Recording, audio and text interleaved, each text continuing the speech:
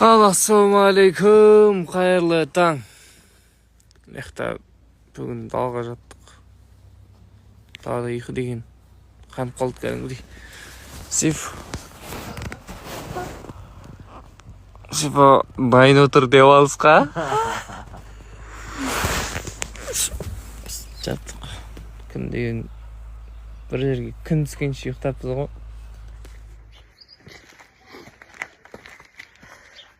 Қайырлы таң, достар.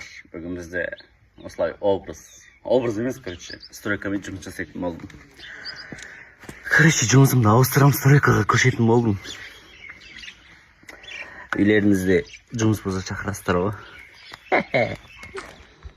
Ассалаумағалейкум, достар, қалайсыздар? Бізде вот осылай жұмыс жүріп жатыр. Бірақта сіздер тапсырыс бере аласыздар. Менің командам, менің бүкіл менеджерларым офиста жұмыс жасап жатыр. Кез келген парфюмға заказ бере аласыздар. Және де бізде қазір тойға дайындық үстінде көп адамдар сұрап жатыр. Алдында 90% скидкаға үлгермей қалдық. Сифула алайын деп жатырмыз. Айлық енді түсті, сол бағада жасап берші деген адам өте көп.